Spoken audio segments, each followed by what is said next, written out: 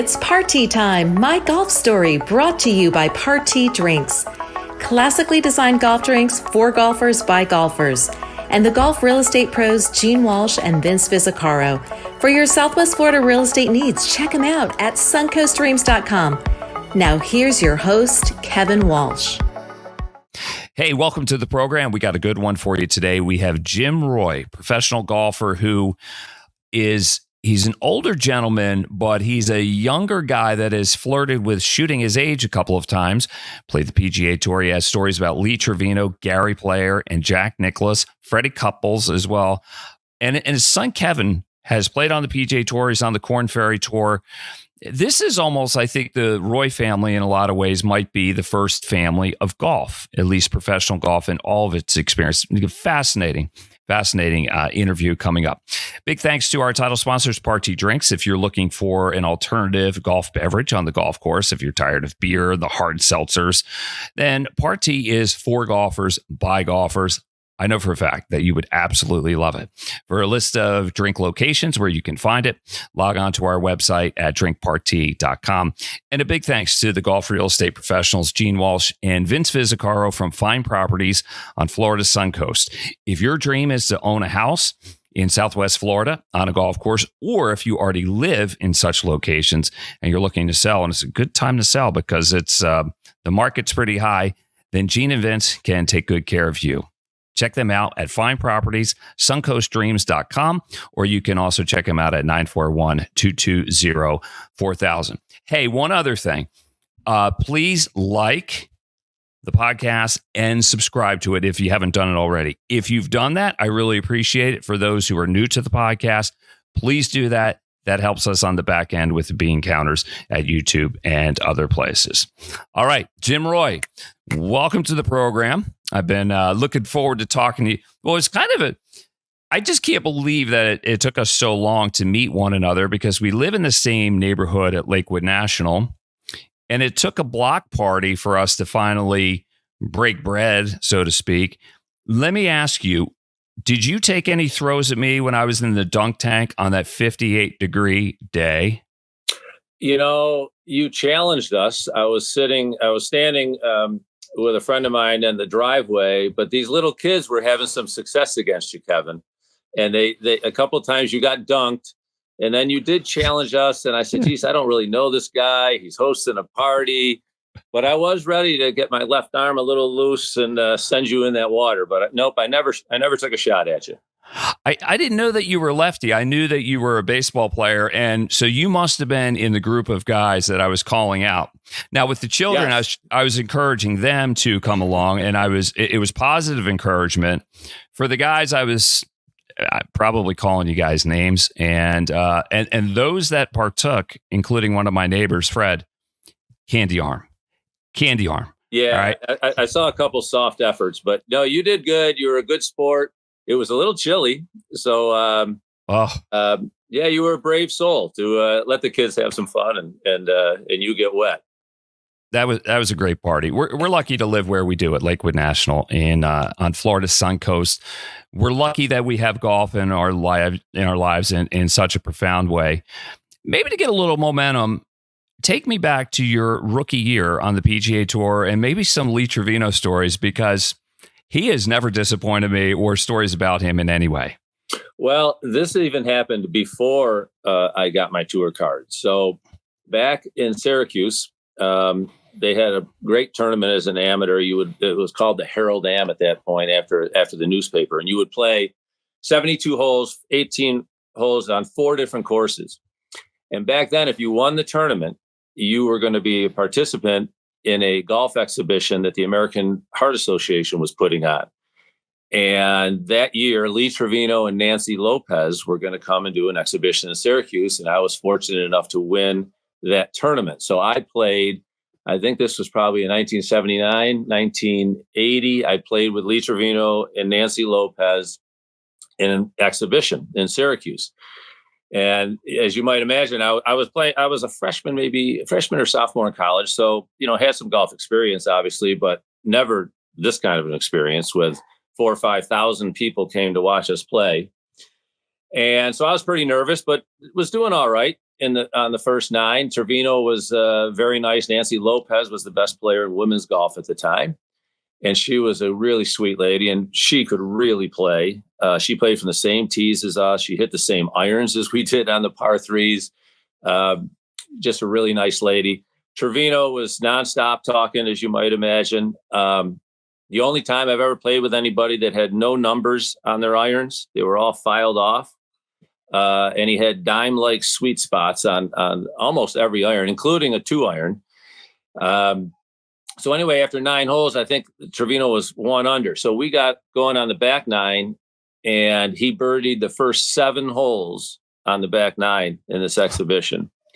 And we're standing on the 17th tee, and people were running across the fairway, and beverages were being served. It's 80 degrees and sunny, and they're yelling Lee's name. And he came up to me and put his arm around me on the tee on 17 while we were waiting to hit. And he said, Jim, I hit it like this every day of my life. If I make any putts at all, there's no man alive that can beat me. And I'm like, wow. And he used a little more colorful language than that. But he drove it down the middle on 17. He hit a wedge to 5 feet. He had a 5-footer to go make 8 birdies in a row. He missed that.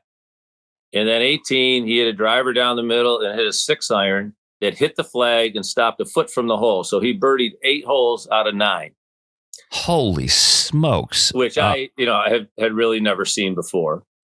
So this was so now in 1983, I have my PGA Tour card, and it's Saturday morning at the Houston Open. And I'm on the putting green, and some of the greats of the game back then, Nicklaus and Weiskopf, and I see Trevino on the putting green, and I'm a rookie. So I'm not running up to these guys, saying hi. It's a little intimidating, right? So I go, you know what? I'm going to go up there and say hi to Mr. Trevino. So I go up to him, and he's putting, and I kind of standing about maybe 10, 15 feet from him. And he probably noticed I was right there. And he looked up to me, and I said, hey, Mr. Trevino, my name is Jim Roy. I played with you a couple of years ago in a golf exhibition for the American Heart Association. And without me saying another thing, he looked right at me and goes, I birdied 8 out of 9, didn't I? And I go, yes, you did. So it was kind of funny that even the Hall of Famers know when they have a special day, and they never forget it, right? I guess you're right. That's an incredible story. And man, you told that almost as well as maybe he could tell it. It sounds like you have all the vivid details still in your mind. But let me ask you, as it's unfolding, and you saw their games. I mean, Nancy was the top player in the world at the time. Lee still had it. Yeah. Were you thinking, hey, I got something here? Or were you thinking, I got a lot of work to do? Probably somewhere in the middle. I didn't really think like I could compare myself to those guys, to both of them, Nancy and Lee.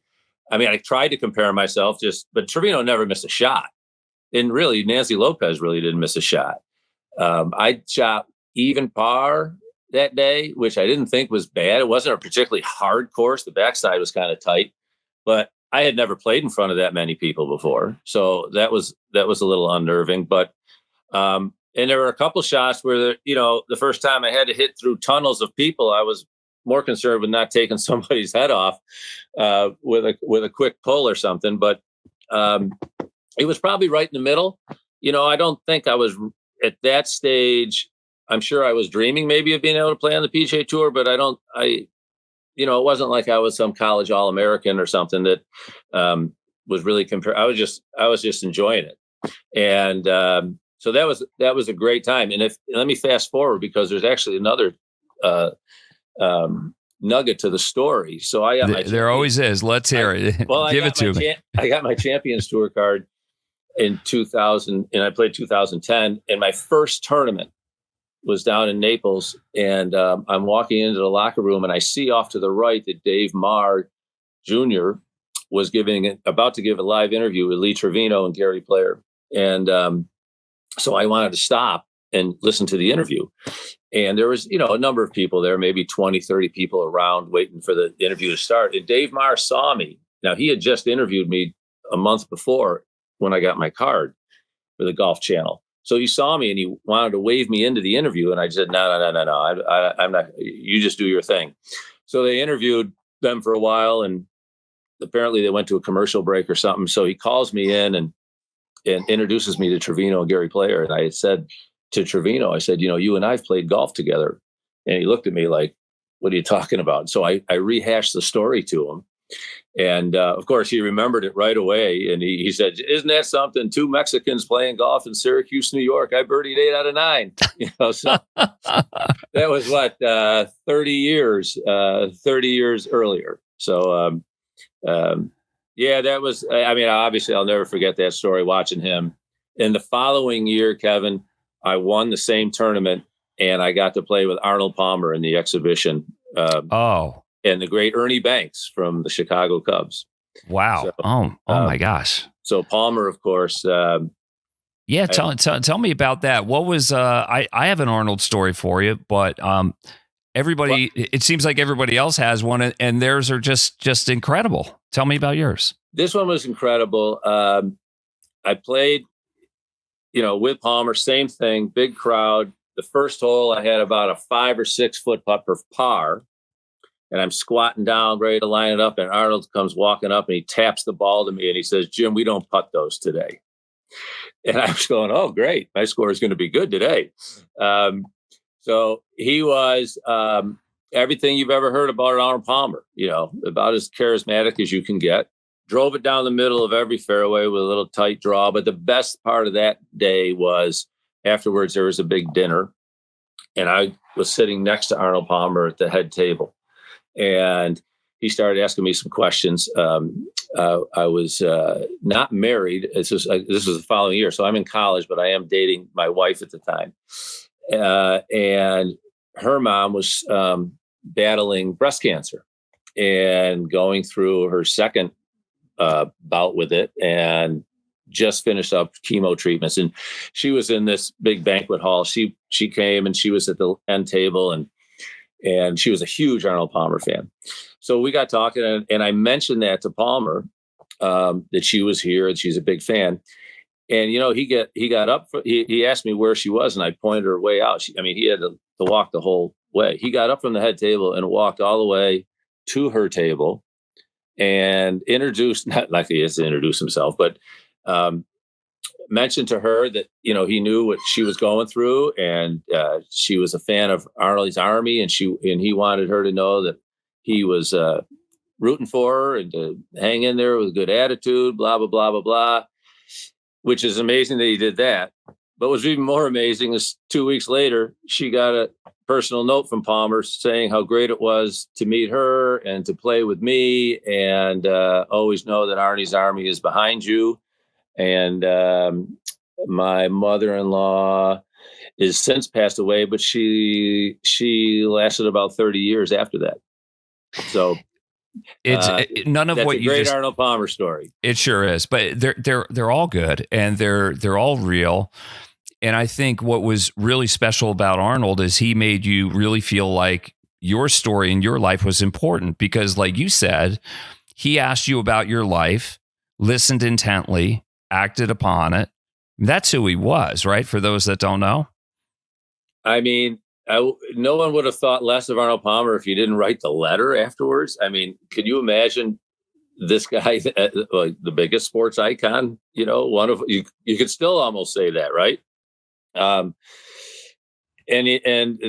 that's why he's Arnold Palmer, the extra step. And he was very cool, really good guy. And I'll never forget what he did there for my mother-in-law. I met him at Pebble Beach in 2000, and he just pulled up in a car. It was like he fell out of the sky, and I started talking to him, and then people started coming out of stores. And by this point, he was in his early 70s, and he was particularly hard of hearing. So as I was talking to him, he kept like saddling up next to me, and he was cocking his head and tilting his ear so I could talk right in his ear. And it was so close. He was almost stepping on my shoes. And as I'm talking into his ear, a couple thoughts are going through my head. head. I'm like, I can't believe I'm talking into Arnold Palmer's ear. Right. And I can't believe how hairy his ears are.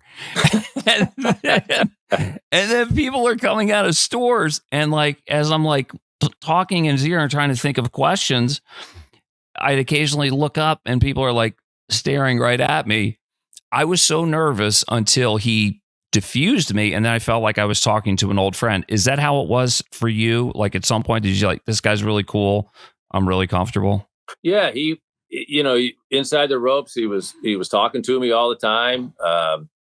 Yeah, he was, you know, he was the king. I mean, and everybody wanted. He had that ability to connect with people. There's 4,000 or 5,000 people follow him around, and it's almost like everyone had an Arnold Palmer experience, right? I mean, walking from tee to tee, giving a high five or signing an autograph, and he had the best autograph ever. And his penmanship, he took his signature. Like you look at people's signatures today, you can't even read them. Right. Like his, like always looked good because he took pride in his signature. Yeah, he never rushed an autograph. He signed it perfectly, and he was the king, right? Yeah. I mean, so yeah, that was a great experience, for me, and obviously my parents got to meet him, and the whole thing. So it was great. Yeah, miss him greatly. The game misses him greatly too. Jim Roy is our guest today on It's Party Time, my golf story. He has a very fascinating golf story. Big thanks to our title sponsor, Party Drinks. If you're looking to an alternative to the tired old seltzers or whatever it is on the golf course, try a Party. And for a list of the places where it is sold, golf courses, especially on Florida's Sun Coast, but all over the country, check out drinkparty.com. And also big thanks to our golf real estate pros, the big pros, Gene Walsh and Vince Vizzacaro from Fine Properties on Florida's Sun Coast. If your dream is to own a house on a golf property, or you already do, and it's time for you to sell for whatever reason it is, they can help you out. Check them out at suncoastdreams.com, or you can call 941-220-4000. Jim, take me back. Well, first of all, how old are you? I am 64. 65 in August. When did you start playing golf? Where does it all start? I think, I dabbled with it from 11 years, 12 years old. Back when I was growing up, we kind of did everything, all the sports, in the neighborhoods. We'd be playing outside basketball, and we played baseball. And, my parents belonged to a course called Bellevue Country Club.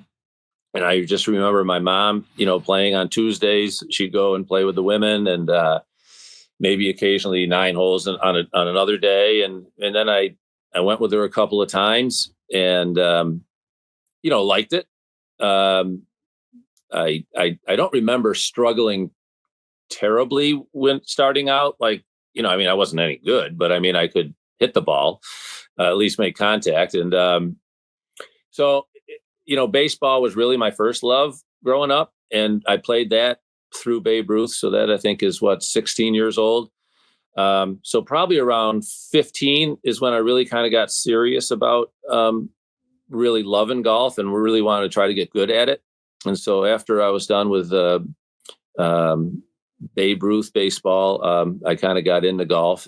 But for the first 2 or 3 years, I just played golf with my mom's clubs and with some buddies, and as it turned out, some of those buddies got the same interest as me. So ended up playing golf like every day, after that. It was either 9 holes or as many as we could get in. So we didn't have a driving range when I first started playing, so it was just constantly playing golf or chipping and putting on the putting green, waiting till 4 p.m. when the kids could go out and play.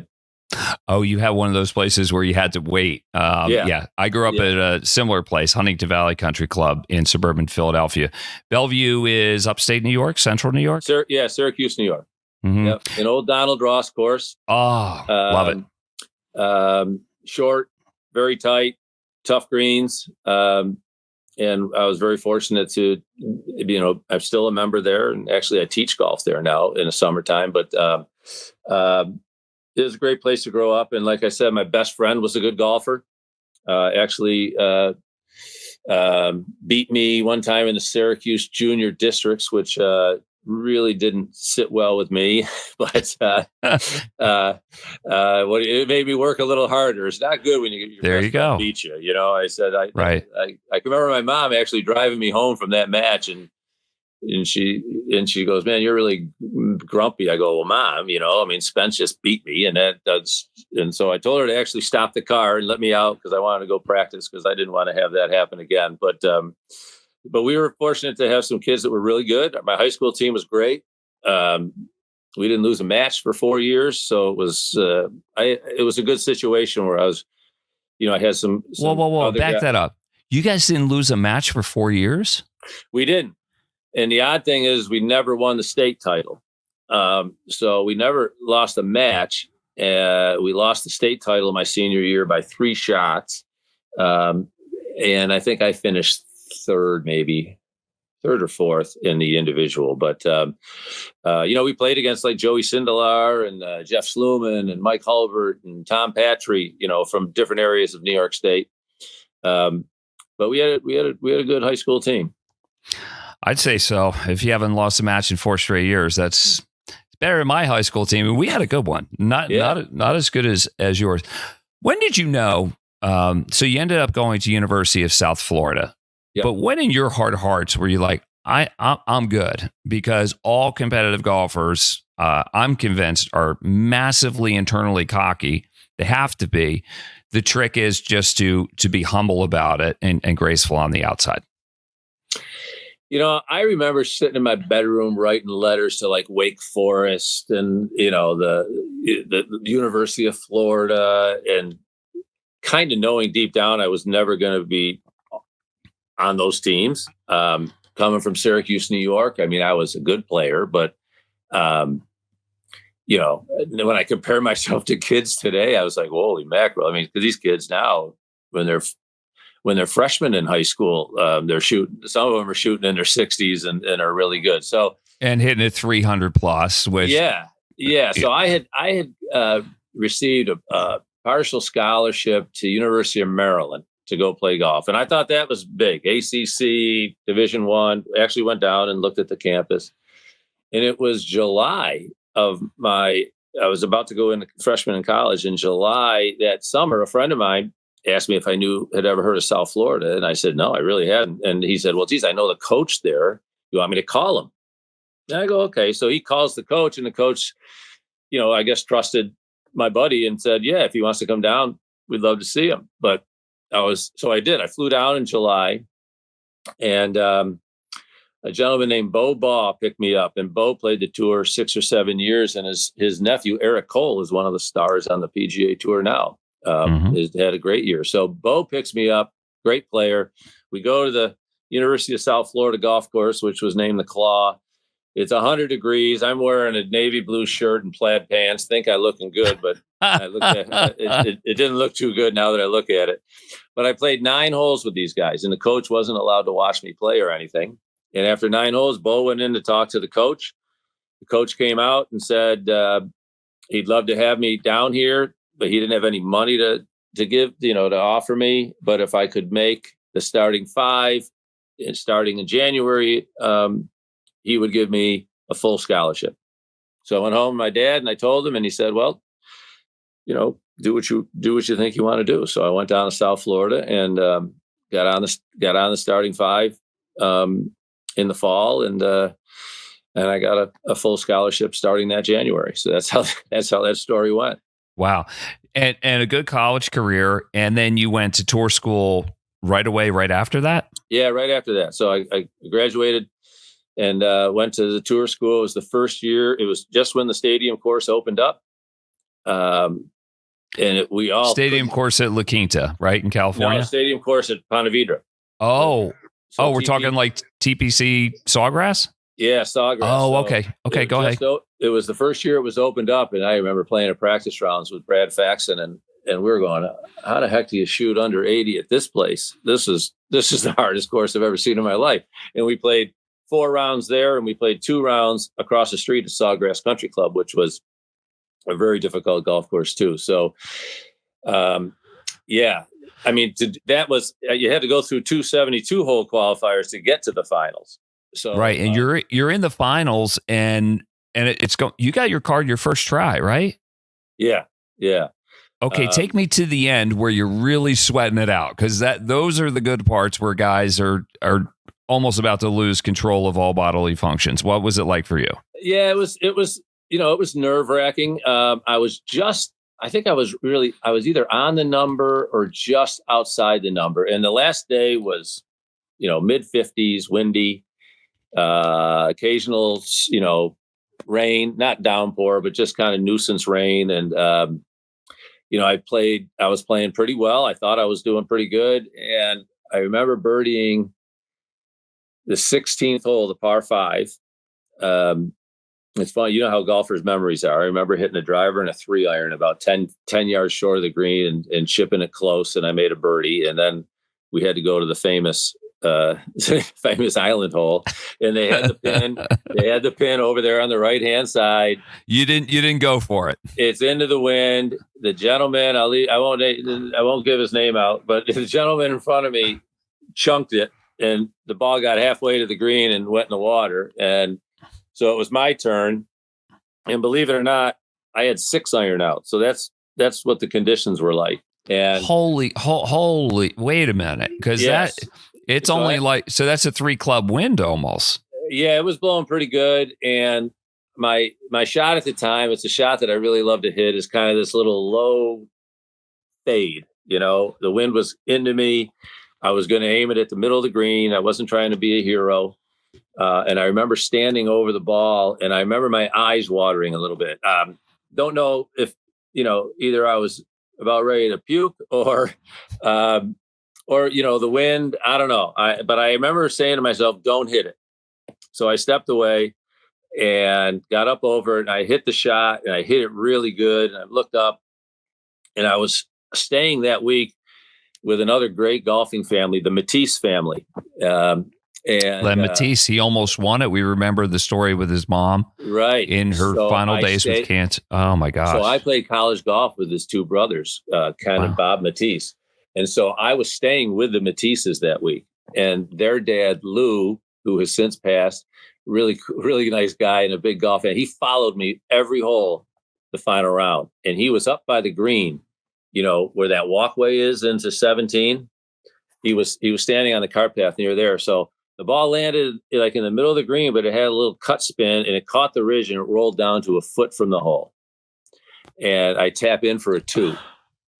So I'm now walking to 18, and I know if I can just finish, I'm going to get my tour card. And what was that like? All right. So sometimes just like, well, I mean, were you thinking 7-iron, 7-iron, 7-iron? The only thing I was thinking is don't hook it. The problem is, as a good golfer, don't hook it means you're going to probably hit it way right? And that's exactly what I did. And back then, that hill that you see on TV were high weeds. I mean, they were wispy, but it was high grass. So I hit it in there, and I had to chip it out. And I still had another 3-iron, and I hit it in those chocolate drops, front right of the green. And the ball was like eye high, and the pin's back left. And my mind's racing a little bit, but I'm like, okay, let's just get this on the green, make a 5. We're fine, right? So I chip it, and I give it too much, and it hits and overspins and goes into the back bunker. So now you're really spinning. Now I'm trying to remember what I lie. So I'm going, okay, 1, 2, 3, 4. Oh my God, I hit my 5th shot. But luckily I hit the bunker shot to about 2 feet. So I made a 6 on the hole, and 1, 2, 3, 4. Yeah, I made a 6 on the hole, and I ended up making it by like 3 shots. So it wasn't, we didn't have leaderboards back then and scoreboards. You didn't really know where you stood, but you kind of have an instinctive feel for what you got to do. But so that was obviously really exciting to make that. And another thing I remember is Donnie Hammond beat everybody by about 15 shots. Yeah, Donnie Hammond was the guy back in the day. Donnie He used to hit. He kicked everybody's butt that week. Yeah, he was the guy. He used to tee balls up on pencils, and I think he played Titleist DT. Which I couldn't believe an elite player was using a non-balata ball, or at least at certain times in his career. Yeah. So when you're on tour, Was there a welcome to the PGA Tour moment where you're like, holy smokes? Well, the first tournament I played in was the Phoenix Open, and I didn't know I was in until the day before. And I was actually in Syracuse, New York, because it didn't look like I was going to get in. I got a phone call, and I got on a plane. I got to Phoenix at like 1 or 2 in the morning and had to tee it up at like, a rookie tee time at like, 7:48 or something. So I remember my very first hole on the tour, I popped up my tee shot. It was a driver, 7-iron par 4. I had a 4-wood in, and I hit it over the green. I chipped it to about 8 feet and somehow made the putt for a par. So that was my beginning on the PGA Tour. But I do remember missing the cut. And then the next week I played with it played in the Bing Crosby Clambake at Pebble Beach, and was paired with Tom Lehman. And I think, I don't know, I want to say I finished maybe 28th, 30th, something like that. So it was, to me, it was, hey, that's pretty good, right? I mean, I got to play Cypress Point, Spyglass, and Pebble. Got paired with Tom Kite, I think, on the 3rd round of that tournament. So that was exciting. And, my year was close call year. I think I made 9 or 10 cuts. I probably missed 6 or 7 other cuts. I missed 10 cuts by a shot, and maybe 3 or 4 others by 2 shots. So of all the tournaments I played in, I think I was really out of it maybe 4 or 5 times. I qualified for the U.S. Open that year, so I got to play at Oakmont in the U.S. Open. So, yeah, I mean, I was disappointed. Obviously, I lost my card, and back then you didn't have Korn Ferry and tours like that. So, it was a year kind of on the mini tours in Orlando, the JC Goosey Tour, and went back to the finals a few more times. Never quite got my card back, so decided to get my amateur status back. I was a mortgage broker at the time. Didn't play really any competitive golf for almost 4 years, and then I got my amateur status back.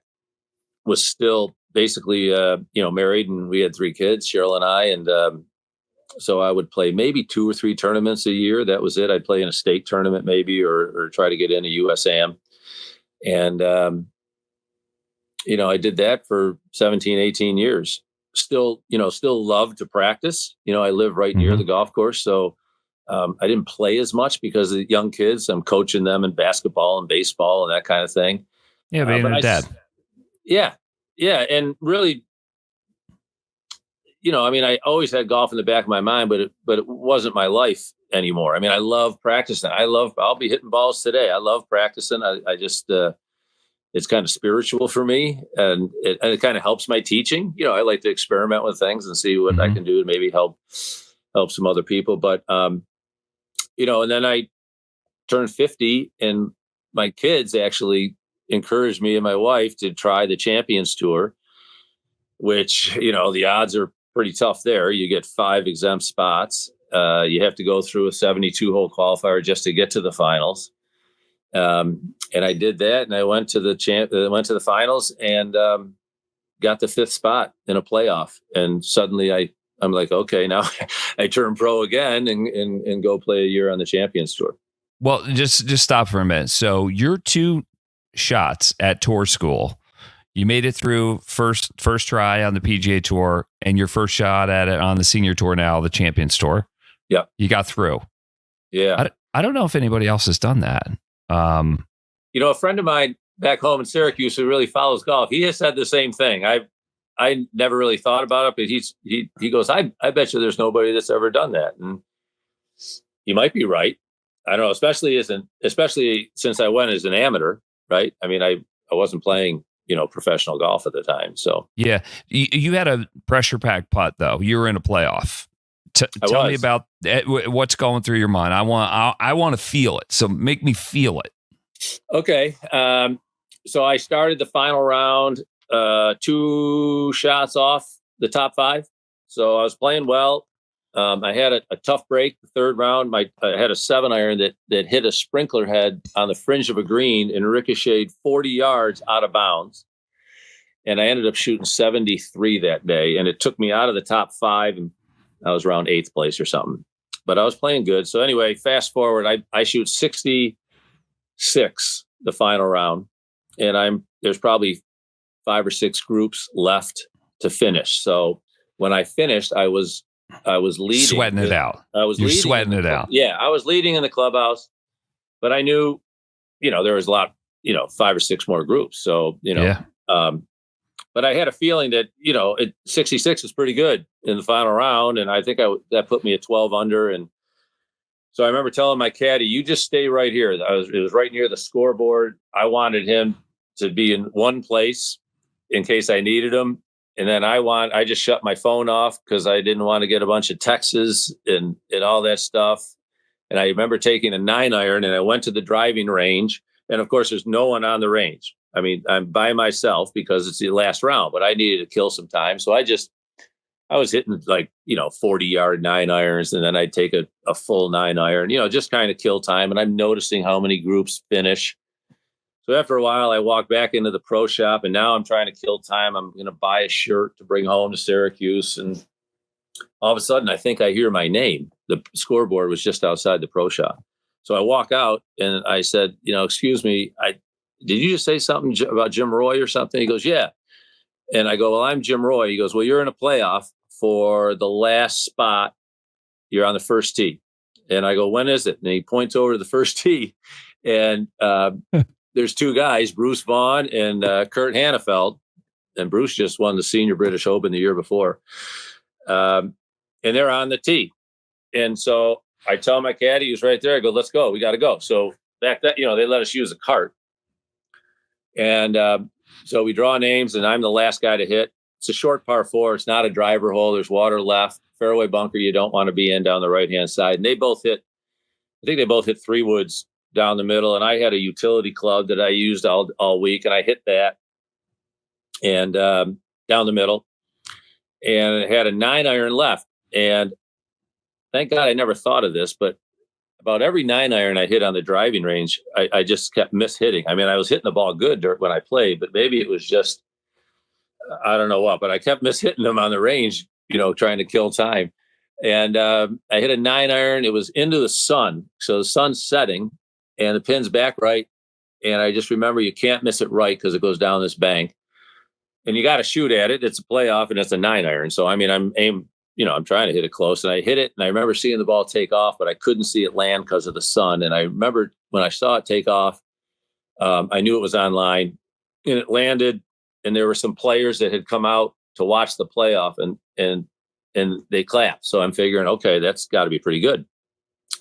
So they both hit. Bruce missed his shot to the right down this bank, and then Kurt hit it about 20 feet pin high left, and we got up there, and I had about 8 feet.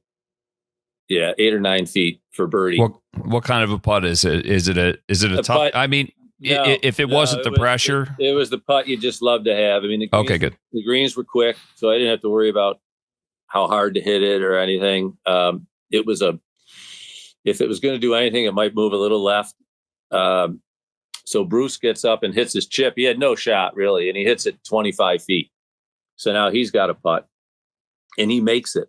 He knocks it in for a par. So now I remember telling my caddy that if I have a chance to make this putt, I'm going to make it to win. But what I didn't know if I'd make it if Kurt made his. You know what I mean? So I had to get by Kurt's putt. And obviously he's playing well, so I didn't know whether to watch him putt or not, to pretend I'm not going to watch him putt. I don't know. So anyway, I just remember kind of staring at the ground, and he hit his putt, and I kind of looked at it, and it looked real good. And I'm just watching it, and he hit a beautiful putt, and it just massaged the high side on the left side, and it didn't go in. So now all of a sudden, I got a putt to get my card, and I felt good. I mean, I was nervous, but I wasn't. It was a good nervousness. I mean, I was playing well, right? So I mean, I was. I figured I was going to hit a good putt, and I remember making my practice strokes. I usually make 2 practice strokes, and when I got up to make my practice strokes, man, nerves hit me. Like I can remember. What do you mean? Like, are your hands shaking or? It kind of elevated. You know what I mean? Like, yeah, like this is a big putt. And I told the story before, and I don't know why. It would have been easy for me, or any golfer to think, don't leave it short, or you don't want to pull it. But for whatever reason, it came into my mind. You've made 1 million of these in your life. This is going to be 1,000,001 right here. And it was such a weird thing. It's not like I'm a, sports psychologist guru, but that's what I thought about. And I hit the putt and it went right in the heart. Couldn't have missed. It was as soon as I looked at the ball on its way, I said, that can't miss. And it went in. And, wow. So now I'm like, now what do I do? I have a job in real estate, and now, suddenly I'm being interviewed by the Golf Channel, and it was exciting. I remember borrowing a phone from one of the camera ladies because I knew I'd better touch base at home with my wife, and she answered the phone, and neither of us could talk. She was crying. All of a sudden it hit me, and I couldn't even talk. And I said, I'll try to call you back when I can. So it was, and I didn't know that there was like 40 people at my house back in Syracuse staring at the computer, and my sons, they were all, nervous, and they were all being nervous about changing anything. Like, no, you got to sit in that chair. You can't move. We can't. Superstitious stuff. They were all being superstitious, and so it was that was an exciting time for sure. That's cool. I feel like I was with you on the putt or maybe on the bag. Now you have your son Kevin is kind of living the life that you lived. Yeah. What's that like to see it all unfold? And I'm sure you're proud as hell, but is it hard to watch your son play pro golf when there's not much you can do? He's just got to do his thing, or can you help him? Yeah, I'm trying to. I'm learning. I'm way better at it. Okay, so now because you can follow every shot, if I'm not there personally, and so I try not to. I try to keep myself busy and occasionally check and see how he's doing. But no, I think I certainly know what he's going through. And I just remind myself there's nothing I can really do. He's a good player. He wouldn't be out there if he wasn't a good player. I think his best golf's still ahead of him. I think he's he's a little bit of a late bloomer. You say, we're a little bit alike, man. I tell you what, we're kind of a lot alike as far as how the career aspect of it. He's a better player than I was. I think that's easy to say as generations. I mean, we both had different strengths. My strength was short game. He can really strike the golf ball. He played out there last year on the tour. He missed 9 cuts by a shot like I did. He had a couple of good finishes at the end, which I think has given him some confidence. And then he's back on the Korn Ferry, and he got second this year in the first tournament. And if he can get in the top 30, he can get back out there. So he's got some goals. He's knows what he has to work on. I love when I have an opportunity to caddy for him. It's easier for me actually because I'm kind of in the arena with him. And so I'll probably caddy a couple times. I've caddied for him. I caddied for him when he got his tour card. I caddied for him just this past December when he had to go to the final stage to get Korn Ferry status. So we have a good time when I'm caddying. He's the boss. I don't really say much unless I'm asked, or if I really think he's about to mess up with a decision. So yeah, I love caddying for him, but I understand, this is his gig. It's not my gig. And I think he belongs on the PGA Tour, but that doesn't mean you're going to make it and you're, going to have a career out there. It's tough. You would know. It's having played the tour and then, yeah. And there's a lot of good players out there, but he's one of them, and I think all he needs is probably what I needed is the confidence to know that you're already good enough, right? Because I think it's easy to get on the tour and now you think, oh my God, I got to get way better. These guys are really good. But I don't think that's necessarily the case. I think you just got to take your game and believe that that's good enough, not somebody else's game. I think you're right about that. Jim Roy is our guest here on It's Party Time, My Golf Story, brought to you by Party Drinks and also the real estate pros, Gene Walsh and Vince Vizzacaro, suncoastdreams.com. And you can call them at 941-220-4000. Jim, I told you I was going to talk to you for a half hour. We're 45 minutes in. You don't mind if we keep going and maybe break it up in two parts? Okay, great. That's great. Great. Two golfers talking. And by the way, we're going to follow up our interview with Jim with his son, Kevin Roy, who's playing the Korn Ferry Tour right now. So just to bring everybody up to speed where we are, that's kind of how it's all unfolding. Gary Player stories, you got some for me? Well, yeah, it's not a super great story, but I mean, it's Gary Player, World Hall of Famer. So this was when I was a rookie on the tour. I played with him in the final round of the Canadian Open. And of course, back then, I kept seeing in Golf Digest, Gary Player is a great bunker player, best in the world, blah, blah, blah. And he had that big caddy, Rabbit Dyer, I think his name was. Big, like 6'8" guy, huge guy. And so I got paired with him and a gentleman named Jim Nelford, who was a Canadian. So we had like big crowds. We weren't threatening to win the tournament, but it was Gary Player, right? So the very first hole, he hits it in a bunker. And he has his caddy take the pin out, and I'm sitting there going, "Oh my gosh, watch this!" And he doesn't hit the hole; it almost goes in. So, long story short, he was in 4 bunkers. He got everyone up and down. Really didn't even have to putt.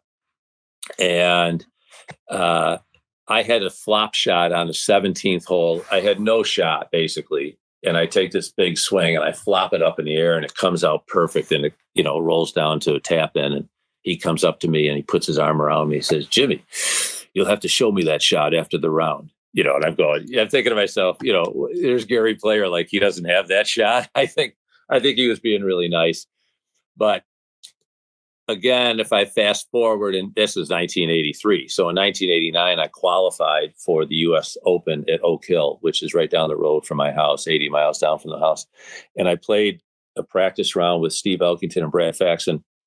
And I hadn't played much competitive golf at all. And so I went back out to play 9 more holes by myself was my goal, and just hitting shots with people watching. Cause there's a pretty good gallery just in practice rounds. And I teed off on number 1, and I'm walking off the tee, and all of a sudden I hear somebody yell, "Whoa," and I turn around, and it's Gary Player. And he said, "Do you mind if I join you?" So I'm like, oh my gosh, this is, again, I haven't played much competitive golf in 5 or 6 years, and now Gary Player's joining me. So these are great stories. What do you mean? It's not that great. Well, so then I had hit a great tee shot on the first hole, and he hit one, and I was like 50 yards past him. So he says, "Jimmy, is that your tee shot down there?" And I go, "Yeah." He goes, "Man, you're a long hitter, my man." And so anyway, we played 2 holes, and I can see on the 3rd hole, it's a tough par 3 at Oak Hill, and I can see a backup, and and I'm nervous, like this is not the arena that I've been used to, right? I mean, I'm playing golf with my buddies back home at Bellevue, and now I'm playing with Gary Player, and I can tell that we're going to have to join the group in front of us because there's 2 guys on the 3rd tee, and I know we're going to walk up there and they're going to say, "Why don't we join them?" Because they're going to know Gary Player, because the 2 guys are Ben Crenshaw and Hale Irwin. So we walk up to the 3rd tee, and of course they see Gary, and, "Hey Gary, how you doing?" Blah blah blah, and he's good. He's saying, he goes, and so I introduced myself. I knew Crenshaw's caddy, Tony Navarro, who still's caddy on the PGA Tour. Tony caddied for Jeff Sluman a lot when we were rookies, so he recognized me, and so I knew them.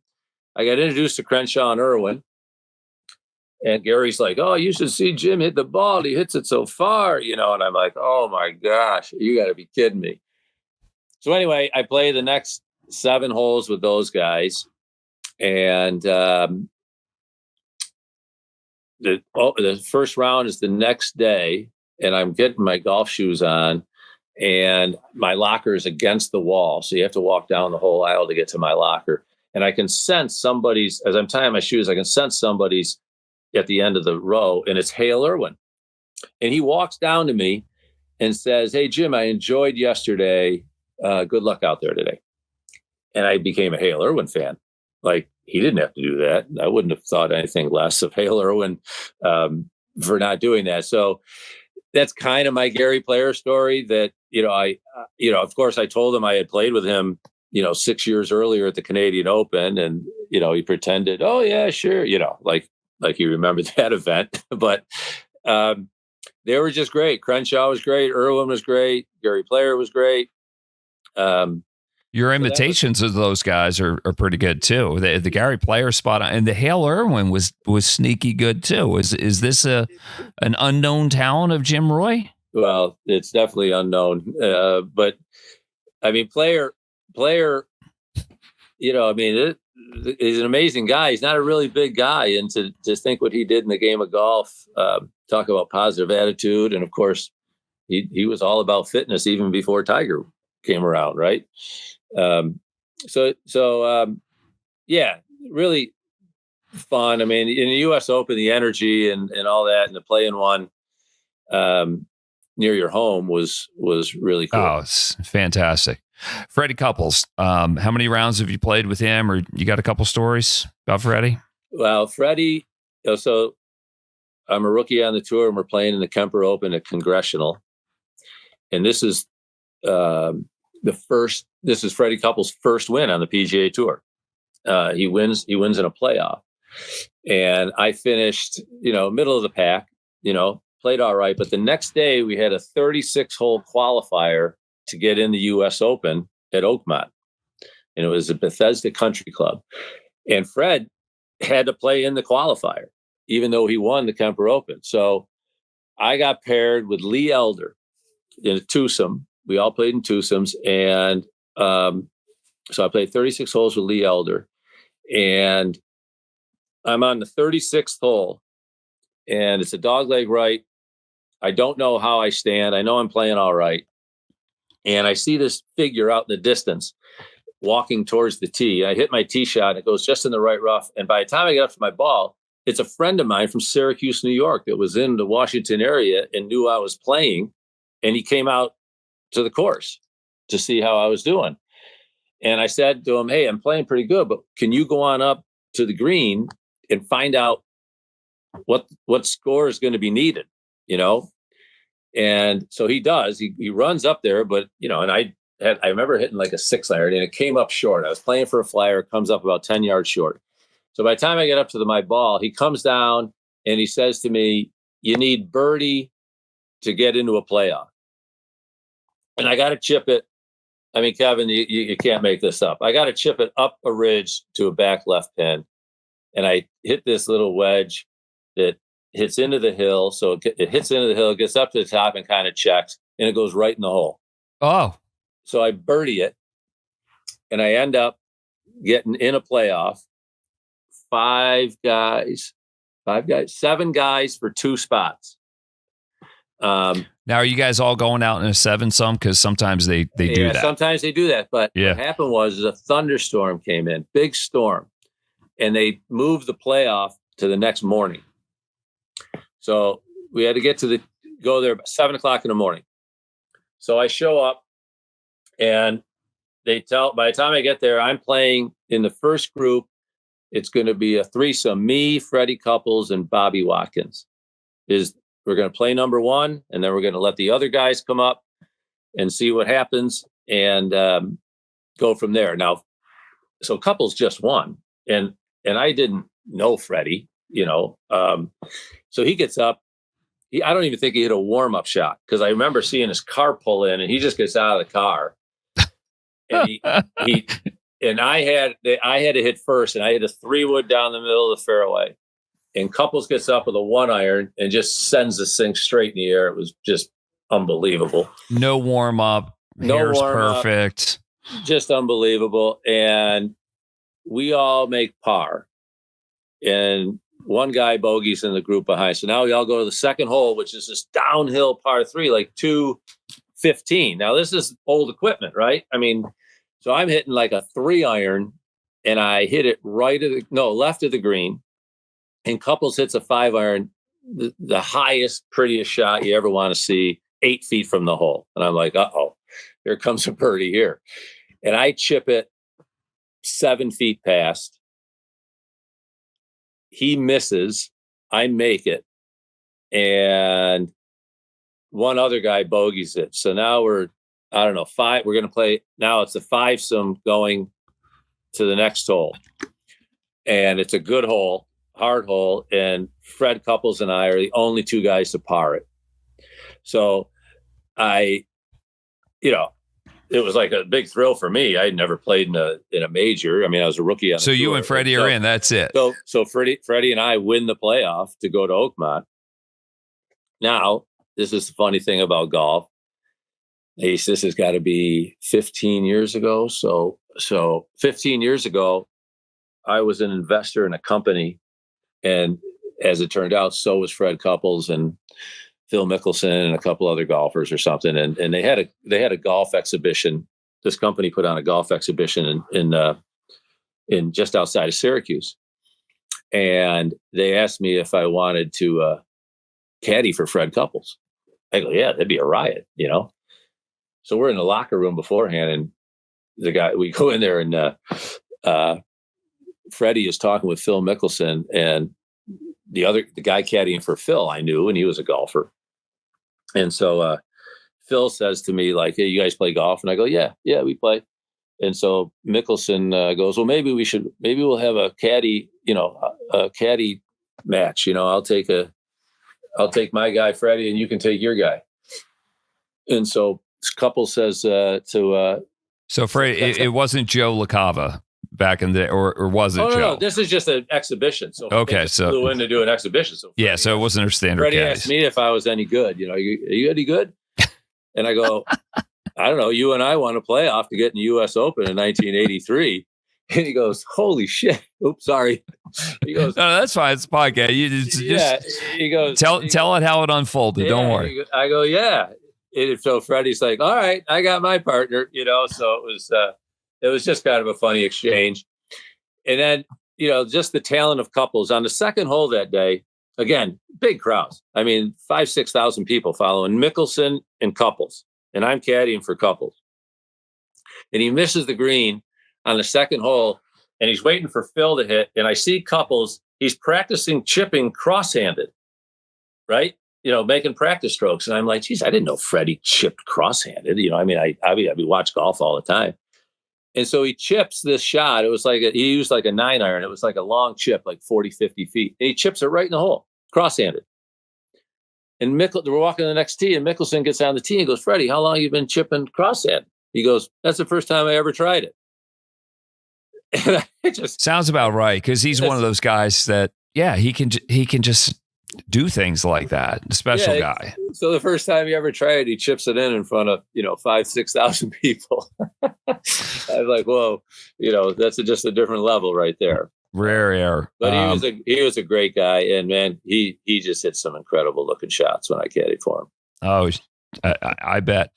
Have you ever shot your age or come close? Came close last year. Missed by a shot. I shot a 64. Shot 64 just before. Well, it was actually 2 years ago now. I shot a 64 when I was 63, and that's obviously the closest. I did shoot a 61 when I was 58. So 3 shots is obviously a lot, but it seemed like it was close. Put it that way. So maybe this year we'll see. It'll be fun. Yeah. What's the state of your game? Are you going to get back and compete? Is that an option, or are you just chasing the scores and just the love of the game? You stay involved. There's a part of me that would still love to, try to play good in tournaments. What was it? Maybe 3 years ago, I played the senior U.S. Open. So I qualified there in Pennsylvania and shot a 66 to qualify. And I also qualified for another senior open maybe 5 years ago now. So I still enjoy it. I'll probably try to qualify for the Senior U.S. Open this year, but I don't chase. Well, I take that back. This is how hard it is, Kevin. There's a senior event in Binghamton, New York, and I tried to Monday qualify for it this past summer. I had to do a pre-qualifier, which I made it through. And then I shot 66 in the Monday qualifier and got in a 5-for-1 playoff and didn't win the playoff. So 66 wasn't good enough. Well, there's still the joy in shooting low scores. And I got a great feeling that you're gonna shoot your age or beat it, because I mean, what would it take? I mean, the game's real solid right now. How much time do you spend working on your game now? I still love practicing. It's always been something that's never been hard for me to do. I just like it. I like the solitude of it, I think. And I still think I can get better. I'm realistic. I mean, I think the biggest thing that I've noticed as you get older and playing is, at least in my case, is concentration. I don't think, I think there's more lapses in concentration that I notice. Physically, I feel really good. I work at it. I try to stay in pretty good shape. And when I feel like I'm swinging good, distance isn't a problem. Nerves are still pretty good, chipping and putting. So the thing that I lack is consistent competitive rounds, of playing consistently in competition, because, there's a big difference between playing with your buddies and playing in a tournament. We like to think we can make it the same, but it's just not the same, right? Oh, it's not even close. Social golf and competitive golf are two totally different animals. So you're doing some more teaching now. What does that do for you? Do you feel like seeing the aha moment in people? How does it fill you up and make you feel good? I think that's a good way that you express it right there. If I can get somebody to play better, I think it's great. I mean, this is what they do in their spare time, so it's important to them. This is what they're trying to do to have fun. I think I can give them, I have a couple lessons this afternoon, and I feel like if I can make their time of having fun better, then I think I'm giving back to the game. And I just like kind of sharing what I think I know about golf and my golf experiences with somebody else. And if that works out for them, that's great. I think what you're sharing is your love for golf, and you're trying to help them find it within themselves, and playing better certainly helps with that. Final question for you here. What would life be like without golf? How profound has golf been, the role that it's played in your life? Well, it's been huge in my life. It was big in my life in the business world. It was great to take clients or prospective clients to the golf course. I think golf, as you, I think, would agree, teaches you humility. It gives you confidence. It teaches you have to have some character. I don't think neither of us have met a lot of jerks in golf, right? I don't think you last in the game a long time if you're really just not nice to people, right? I mean, I got to see a lot of things. My kids have caddied for me in major championships. I've caddied for my son in big time tournaments. My wife came from a golfing family, so my brothers-in-laws have caddied for me in big tournaments. It's my family has been with me in some great tournaments when I was an amateur, in the Porter Cup, in U.S. Amateurs. We've gone to some great places. So without golf, I am very fortunate. I've married a great lady almost 40 years ago. It'll be our 40th wedding anniversary coming up. So if I'm not playing golf, my life is still going to be great. My family's great. We have 4 grandchildren now. I hope, God willing, we can introduce them to the game. And so, if golf was taken away, it would be a void in my life for sure. But my life will still be great because I've got a lot of great friends, and my family's great. Yeah. Well, it's great to have you as a neighbor. I know, right down the street. And next time you're in that dunk tank, I'm going to give you my fastball.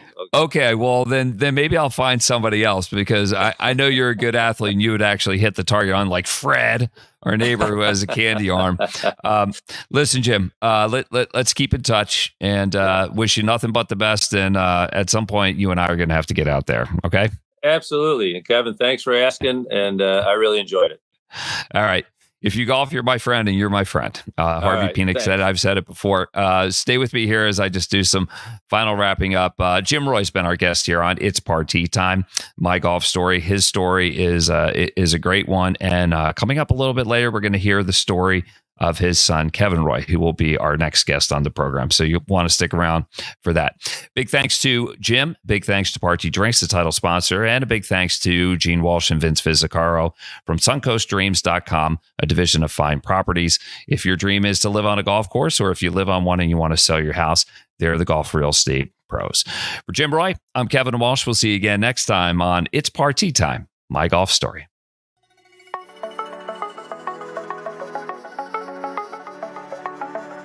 You've been listening to It's Party Time, My Golf Story, brought to you by Party Drinks.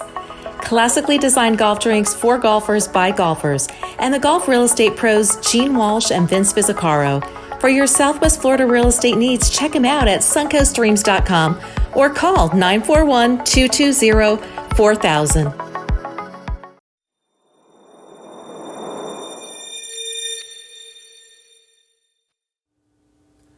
This is Vince Fizzicaro and Gene Walsh with the suncoastdreams.com real estate team at Fine Properties. We've helped hundreds of families find their dream homes in golf and resort communities in Lakewood Ranch, Bradenton, Sarasota, Parrish, Venice, and the surrounding areas. Let us be your guides to finding your dream home here as well. Learn more at suncoastdreams.com or call us at 941-220-4000.